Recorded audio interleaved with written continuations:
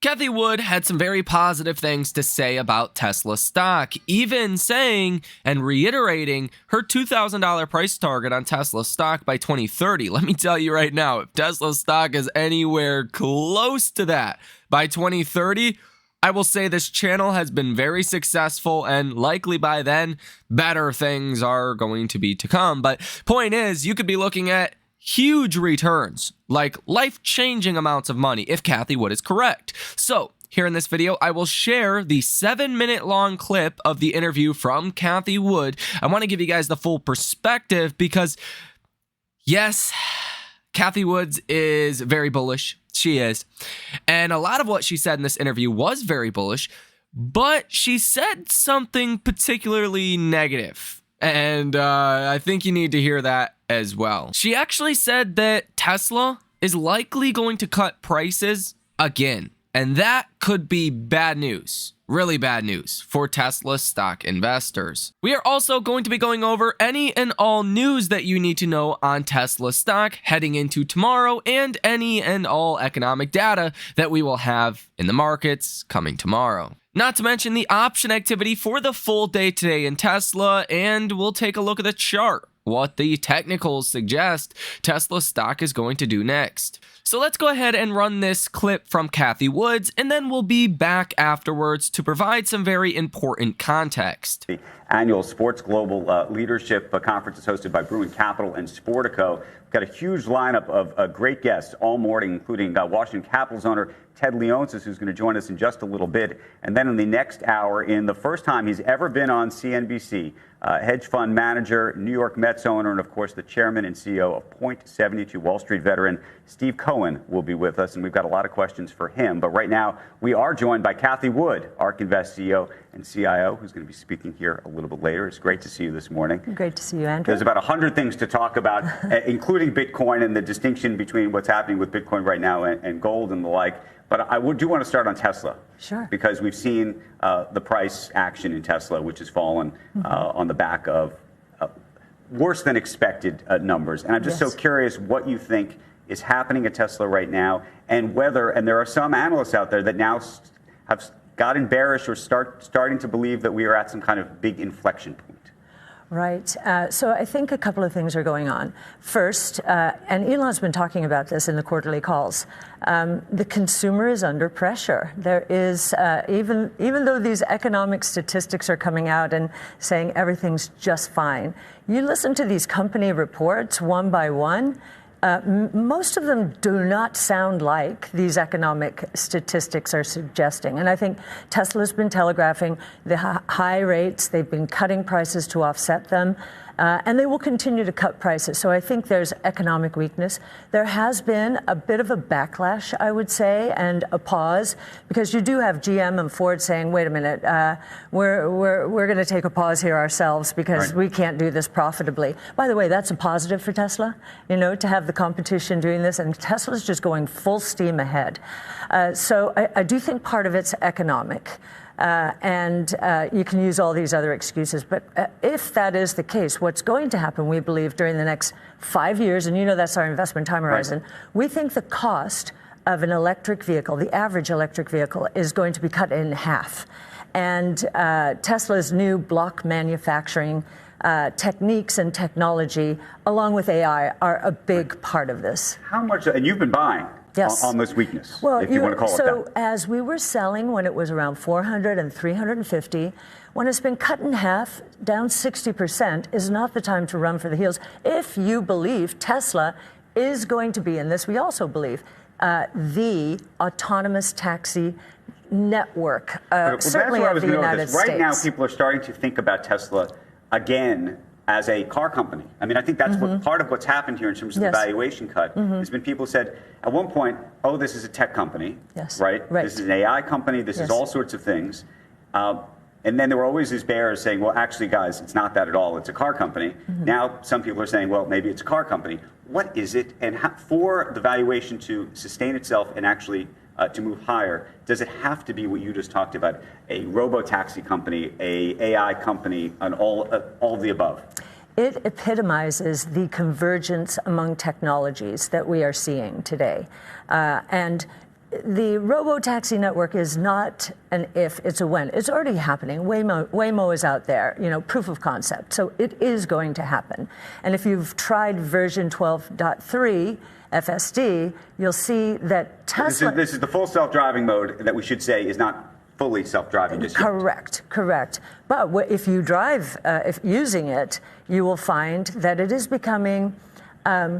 more precise, but also a little more aggressive, like a human being would be, instead of this, more cautious. Right. So I think we're getting there, yes, but it epitomizes three technologies. Robotics. These cars are and will be robots. And of course, he's got the whole humanoid robot going as well.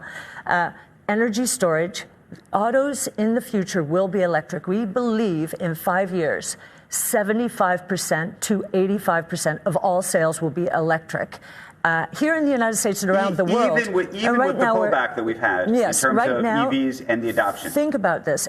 Yes, because if we're right on what's going to happen to auto prices, the average EV will be in the $20,000 to $25,000 range. The average gas-powered car will be about where it is right now, or a little more. When you have the GMs and the Fords and everybody else saying we can't even make these things profitably to begin with, let alone to do it at half the price. And just think about this. Tesla's doing it profitably and cutting prices in the process. It's pretty phenomenal. Can I just go the convergence idea? Yeah. I have one more. Robots, energy storage, they will be electric, 75, 85% in 5 years.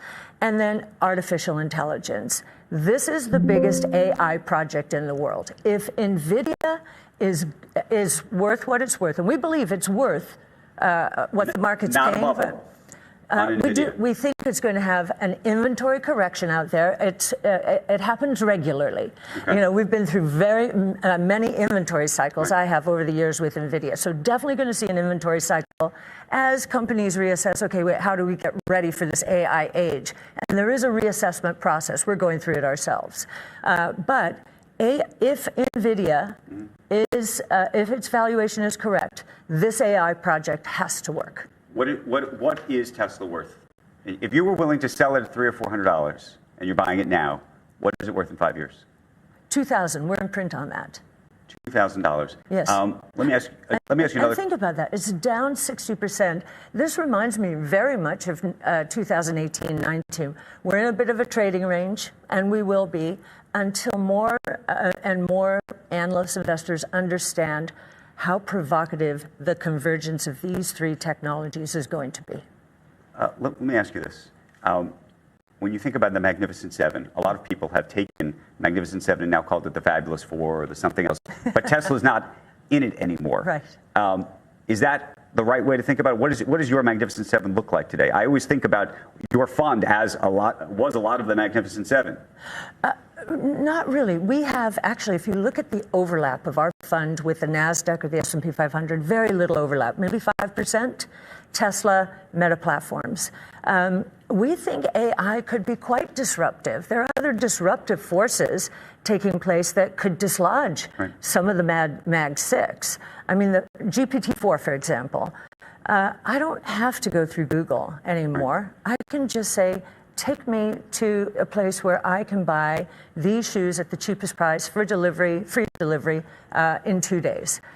That's disintermediation. That's technology at work. So as you heard, Cathie Wood really said all of the right things. All of the things that we talk about all of the time, she mentioned, like Tesla is investing and going, full tilt towards EVs, whereas other competition, quote unquote competition, is pulling back. That really puts Tesla in a really good position. Give it some time, of course. Right now, it's like GM and Ford and all these other guys, they're rewarded for cutting back spending, but give it some time and it's going to become just how clear Tesla is ahead of these other guys. And if that's not clear already, I think it's going to become even more obvious. With that pullback in investments into EVs, you're also getting a pullback just in investments in general. Ford trying to develop their self-driving technology. Everything is getting cut back right now. So Tesla going full tilt into its business is definitely a positive thing.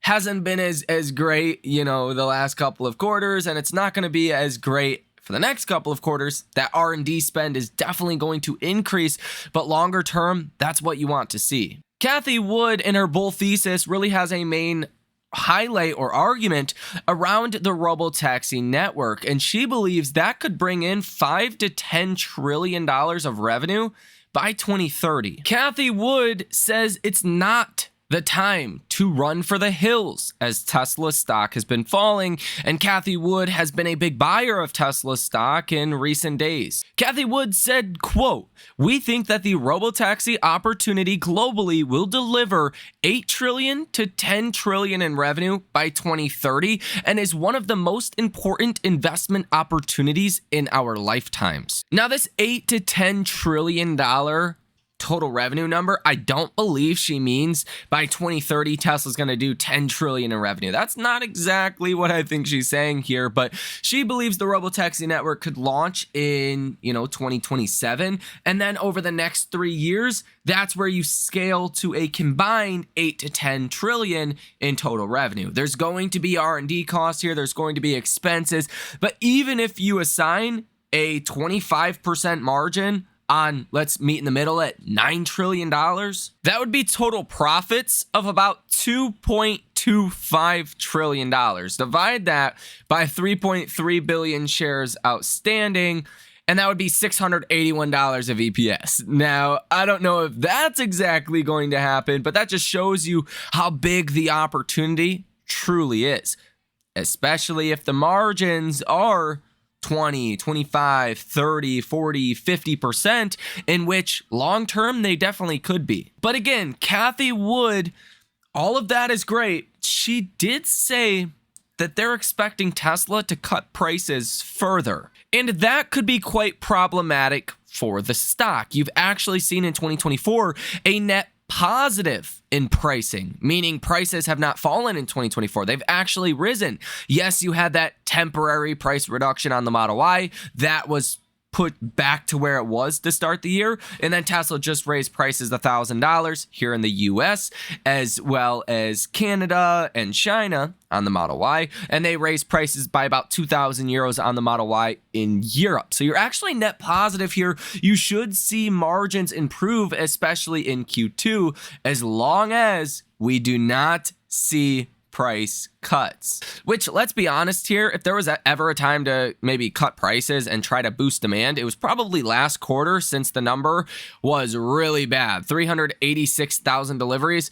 That's a rough number. And if Tesla did not cut prices in Q1, then I imagine, obviously I don't have a crystal ball, but I imagine the price cuts are probably over. If you are a Tesla stock investor, at least in the near term, you don't want to see price cuts. You want to see Tesla take a hardline approach on focusing more on profitability and basically tell the markets, forget about deliveries for right now. We will have our moment.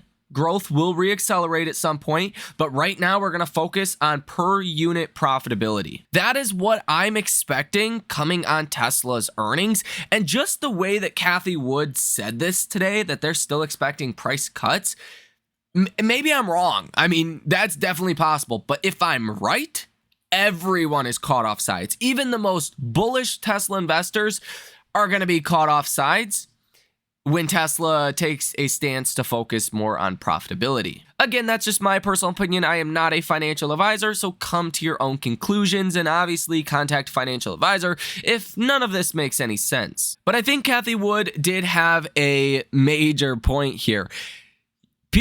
Companies are not going to be able to compete with Tesla as far as full self-driving. There is a moat around full self-driving that is developing right now.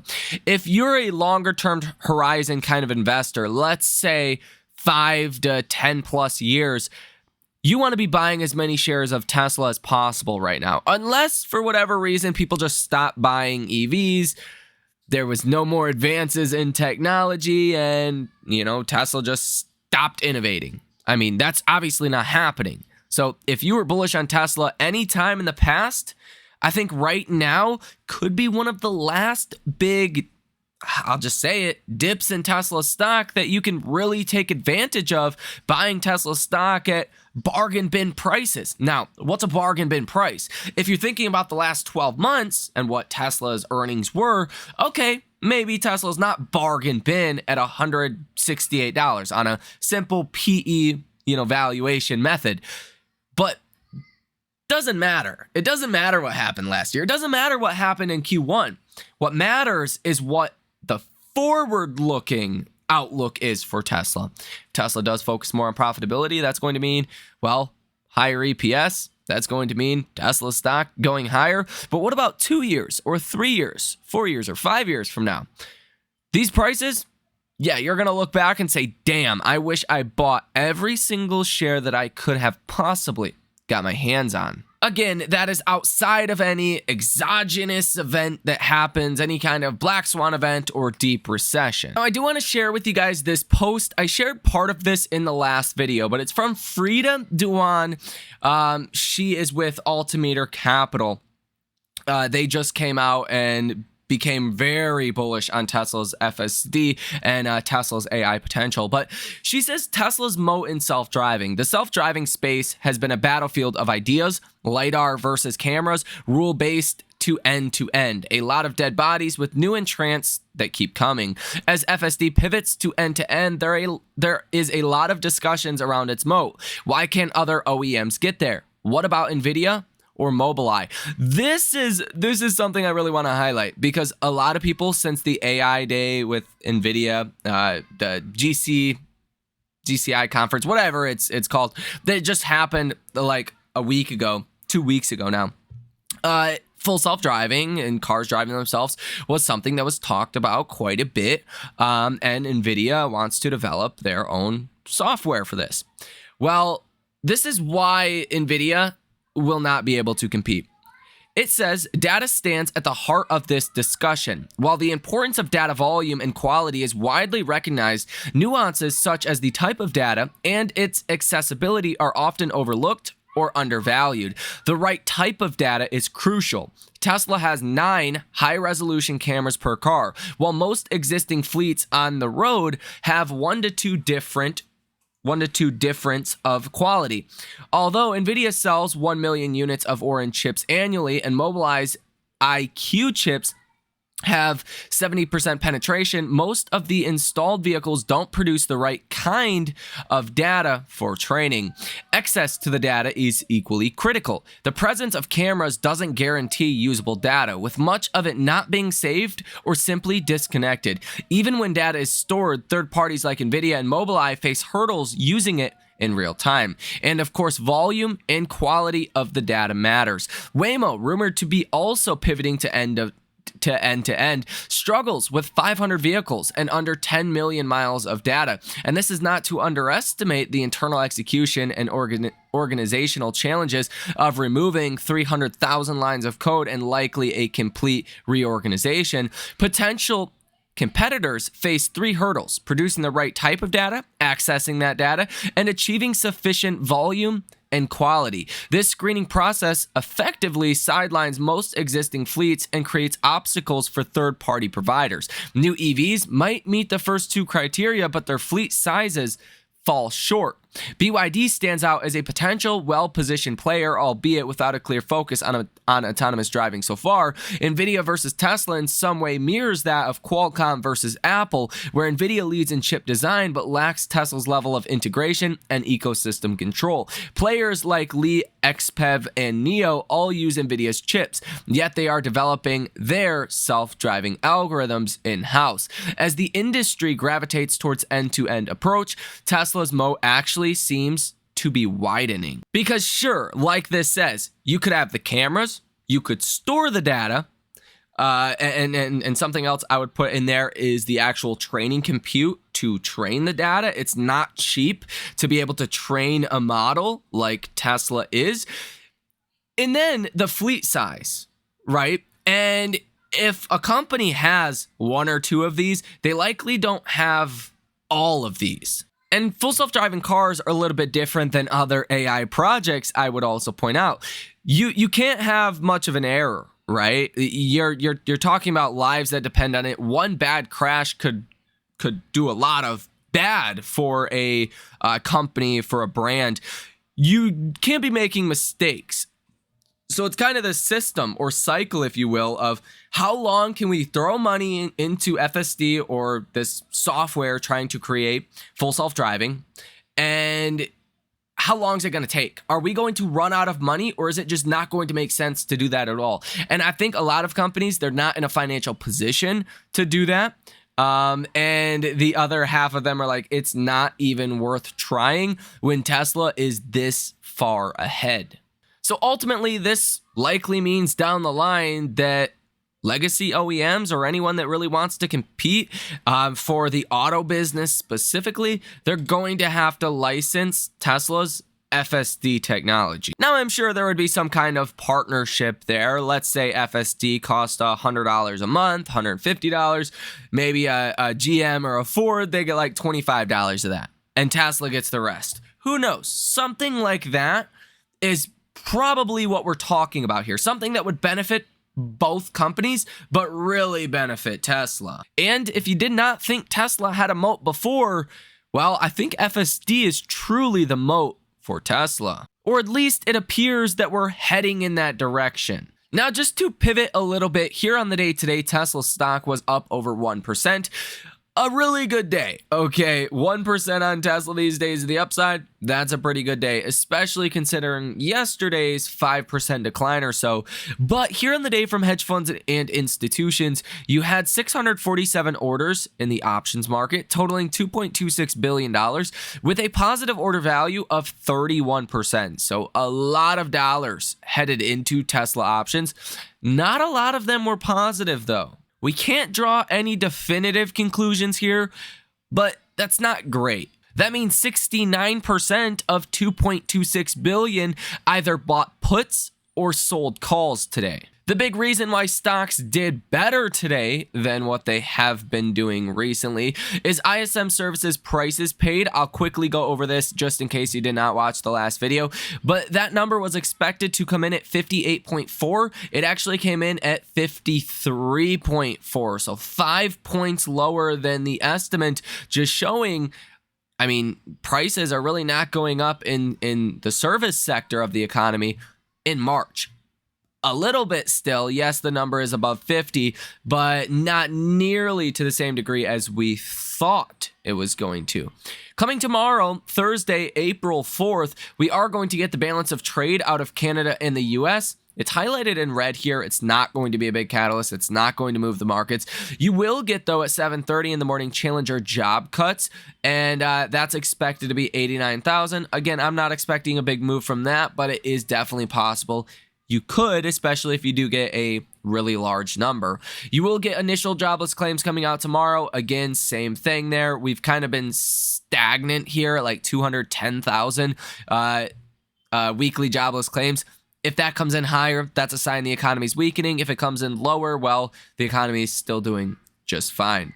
You will get some bond auctions, 4-week, 8-week bond auction, 15 and 30-year mortgage rates that will be coming out. Fed Barkin will speak at around noon. Fed Goolsbee speaks at almost 1 p.m. Fed Mester speaks at 2 p.m. and Fed Musalim speaks at 7:20 p.m. Fed Kugler at 7:30 p.m. So a lot of Fed speakers tomorrow. It seems like the Fed is still pretty bullish, just kind of staying on that path of being data dependent. But I mean, when you get data like we got today with services prices coming in that much lower than expected, that's going to drive the markets higher. What is actually very interesting, though, and I do want to point this out, is at the same time Tesla was up 1%, the NASDAQ was up, including after hours, about 0.3%. Look at a company like NVIDIA.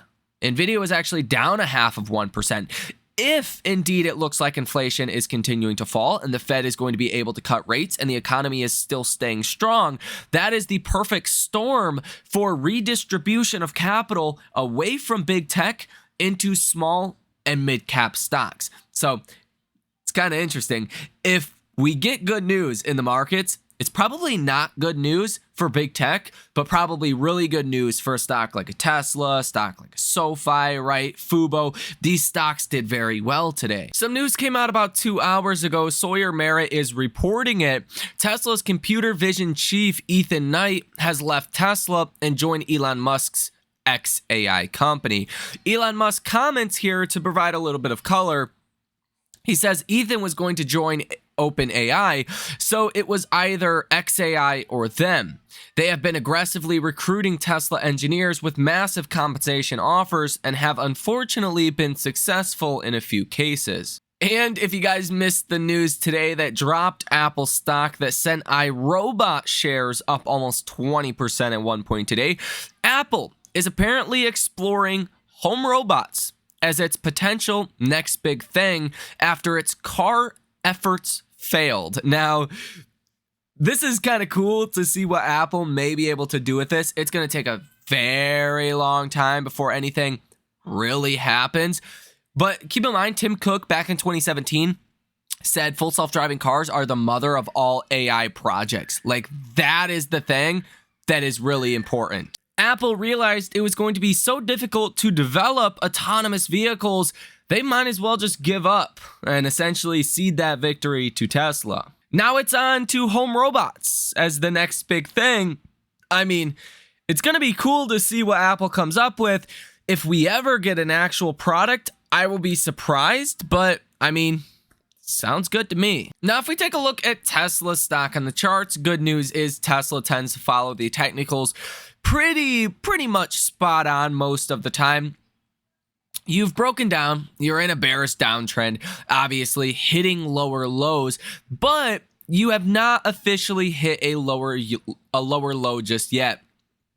The lowest low that you hit was on March 14th and March 15th. When you hit a low of $160.51, you actually only hit a low of about $163 per share over the past 2 days. So you have not hit a new lower low. And in fact, that could actually be positive, right? We need to get above about 184 for things to start looking, better. But really, it's above this trend line. So where you need to see Tesla go in the near term is back above about 175 up to about 177. If you get back up there, then things look better than not. I don't know if that's going to happen. I don't necessarily think that's going to happen, but odds are you trade in this triangle pattern here. Likely into, the start of earnings. If you just kind of draw a line down here, right? This little triangle is likely where you're going to stay. On the low side, about 160, maybe 158 or so. On the high side, you could be looking at, what would that be? 175 or so. So that's really what I'm expecting. And it's going to get very interesting here over the next couple of days. I will tell you, good news is for the bulls, you're set up in a favorable way heading into earnings when expectations are this low. If Tesla starts to focus more on profitability, if Tesla starts to talk about the robotaxi network or anything else in between, those are big upside catalysts that nobody is expecting. After all, Cathie Wood is still expecting Tesla is going to cut prices. Maybe not. Maybe that doesn't happen. And if that doesn't happen, that is going to be fantastic. So let me know what you think about all of this information down below in the comment section. Hit the like button as well as subscribe to the channel. Where do you think Tesla stock will be by 2030 or 2035? Do you think Cathie Wood's $2,000 price target on Tesla, which is getting pretty close here, if Tesla falls to $100, would be a 20x. Right now, you're looking at like a 15x or so if Cathie Wood is right by 2030. Do you think that's too high? Do you think that's too low? I think it probably depends on when the robotaxi network actually launches. But let me know your opinions down below in the comment section. Hit the like button, subscribe to the channel. You guys have a fantastic rest of your day. If you guys want to come join the trading community, check that link out down below in the description of this video. I did put like 6,000 or so into Tesla stock today. Bought like 45 shares, I believe, something like that, and plan to put a lot more into Tesla. So honestly, I hope this stock does fall over the next coming months. Give myself more time to dollar cost average into Tesla, but I'm not confident that's actually going to happen. So thank you guys for watching. Enjoy the rest of your day, and I will see you in the next one.